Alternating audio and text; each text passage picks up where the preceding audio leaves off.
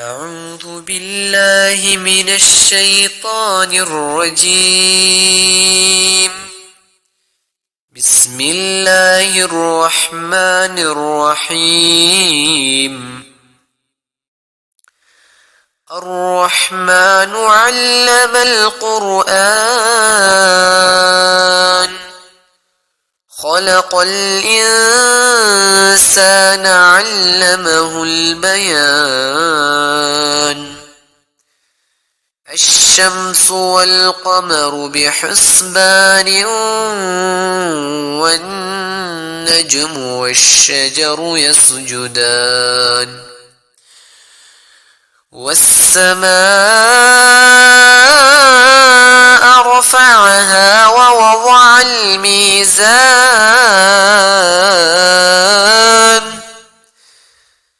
ألا تطغوا في الميزان وأقيموا الوزن بالقسط ولا تخسروا الميزان والأرض وضعها للأنام فيها فاكهة والنخل ذات الأكمام والحب ذو العصف والريحان فبأي آلاء ربكما تكذبان خلق الإنسان من صلصال كالفخار وخلق الجان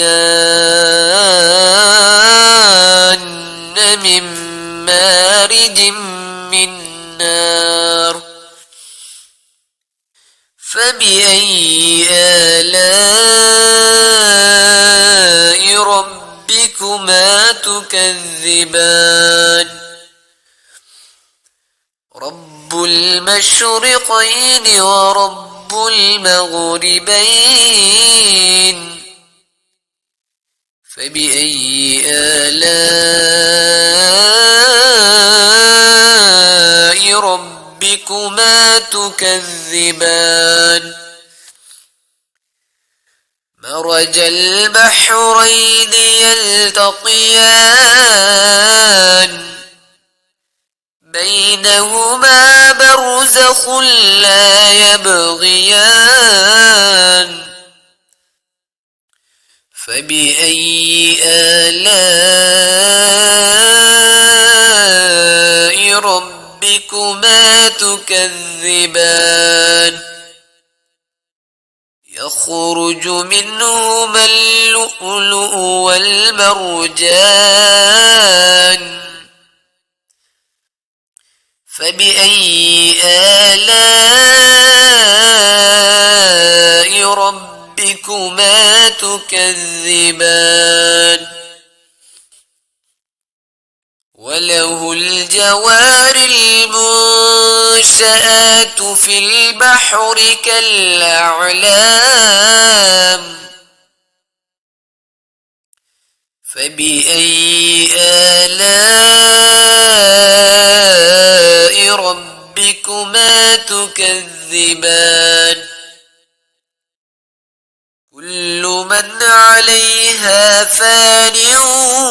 ويبقى وجه ربك ذو الجلال والإكرام فبأي آلاء ربكما تكذبان يسأله من في السماوات والأرض كل يوم هو في شأن فبأي آلاء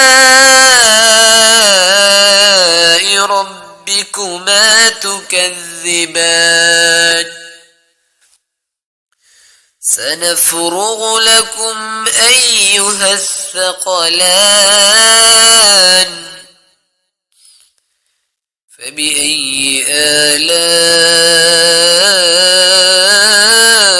ربكما تكذبان يا معشر الجن والإنس إن استطعتم أن تنفذوا من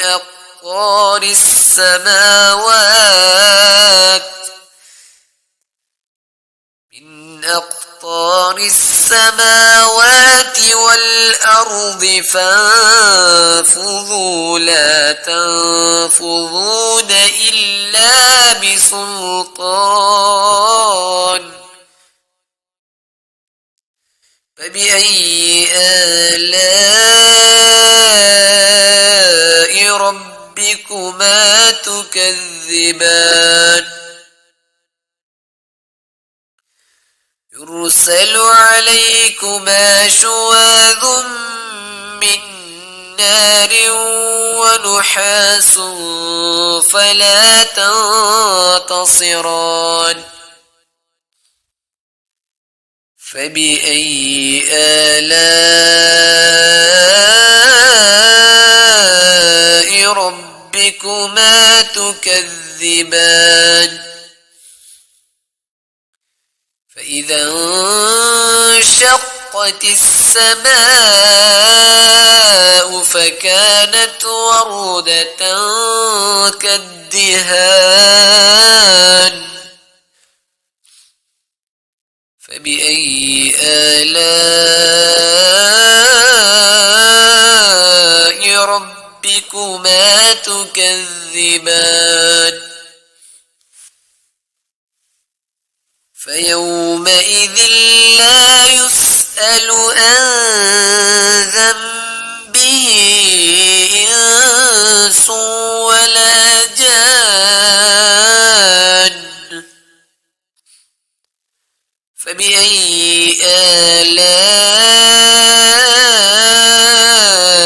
ربكما تكذبان يعرف المجرمون بسيماهم فيؤخذ بالنواصي والأقدام فبأي آلاء ربكما تكذبان هذه جهنم التي يكذب بها المجرمون يطوفون بينها وبين حميم آن فبأي آلاء ربكما تكذبان ولمن خاف مقام ربه جنتان فبأي آلاء ربكما تكذبان ذواتا أفنان فبأي آلاء ربكما تكذبان فيهما عينان تجريان فبأي آلاء ربكما تكذبان فيهما من كل فاكهة زوجان فبأي آلاء ربكما ربكما تكذبان متكئين على فرش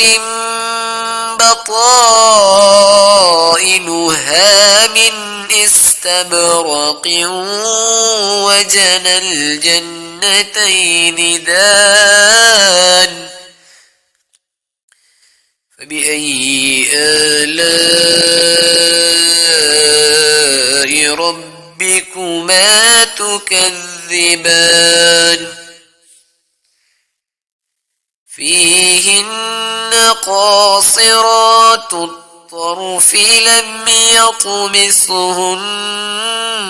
إنس قبلهم ولا جان فبأي آلاء ربكما تكذبان كأنهن الياقوت والمرجان فبأي آلاء ربكما تكذبان هل جزاء الإحسان إلا الإحسان فبأي آلاء ربكما تكذبان ومن دونهما جنتان فبأي آلاء ربكما تكذبان مدهامتان فبأي آلاء ربكما تكذبان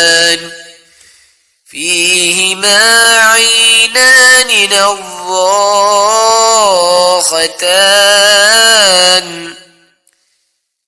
فبأي آلاء ربكما تكذبان فيهما فاكهة والنخل ورمان فبأي آلاء ربكما تكذبان فيهن خيرات حسان فبأي آلاء ربكما تكذبان